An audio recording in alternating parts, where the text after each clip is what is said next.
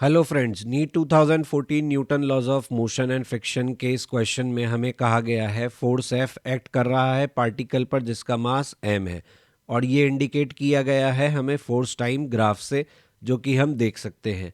हमसे पूछा गया था change in momentum of the particle over the time interval from 0 to 8 second. तो हमें चेंज इन मोमेंटम बताना है। एफ और टी का ग्राफ हमें यहाँ पर दिया हुआ है। 2014 में जो पहला क्वेश्चन हमसे पूछा गया था that was a very good one. अब ये जो क्वेश्चन है ये बेसिकली एक सिंपल इंफॉर्मेशन पर बेस्ड है। सिंपल इंफॉर्मेशन क्या है? हम जानते हैं फोर्स होता है dp बाय dt, यानी फोर्स को हम लिखते हैं rate of change of momentum with respect to time. तो हम यहाँ से dp को लिखते हैं f dt। ओके, अगर हम दोनों तरफ इंटीग्रेशन का साइन लेते हैं, जैसे यहाँ dp और यहाँ इंटीग्रेशन ऑफ f dt, और इसे इंटीग्रेट करते हैं t के लिमिट के लिए, t इनिशियल से लेकर t फाइनल तक, तो हमारा मोमेंटम भी इंटीग्रेट होगा इनिशियल से लेकर फाइनल तक। इसका मतलब ये हुआ कि चेंज इन मोमेंटम क्या हो जाएगा? Area under F T curve. F T curve का जो एरिया है वो हमारा चेंज इन मोमेंटम हमको देगा। लेकिन इस कैलकुलेशन में हमें ये बात ध्यान रखनी है कि मोमेंटम जो है वो एक वेक्टर क्वांटिटी है। तो इसका मतलब जब हम एरिया लेंगे तो हमें प्लस और माइनस साइन दोनों का यहाँ पे ध्यान रखना होगा।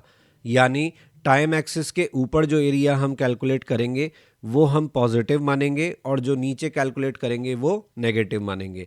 यहाँ ग्राफ को देखने पे पता चलता है कि तीन एरिया हमें बेसिकली यहाँ दिए हुए हैं। पहला ट्राइंगल है, दूसरा हमारा रेक्टेंगल है, तीसरा भी हमारा रेक्टेंगल है। लेकिन एक रेक्टेंगल टाइम एक्सिस के ऊपर है, एक रेक्टेंगल टाइम एक्सिस के नीचे है। तो let's begin with the first area, that is area of triangle. Triangle का एरिया लिखा जाता है हाफ बेस इनटू हाइट से। तो डायग्राम में आप देख सकते हैं इसका बेस 2 है और इसका हाइट 6 है। आगे बढ़ते हैं, एरिया लिखेंगे किसका? हमारे रेक्टेंगल का। रेक्टेंगल के एरिया में हमें ध्यान रखना है कि ये टाइम एक्सिस के नीचे बन रहा है तो माइनस साइन लेना है। तो यहाँ पे रेक्टेंगल का एरिया हम जब लिखेंगे तो माइनस लगा के लिखेंगे, जिसका लेंथ होगा 2 और विड्थ या हाइट कहेंगे 3। यहाँ देख सकते हैं आप 3 इसका हाइट हो गया और 2 इसका विड्थ हो गया। फिर टाइम एक्सिस के ऊपर ग्राफ आ गया तो प्लस आ जाएगा।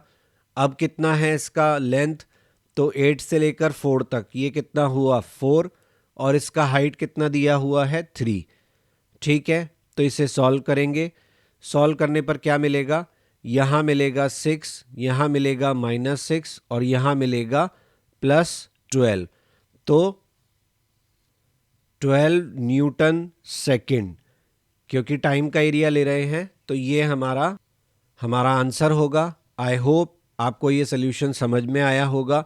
क्योंकि ये एक आसान क्वेश्चन था इसलिए मैंने इसका कोई और हिंट वीडियो नहीं डाला है।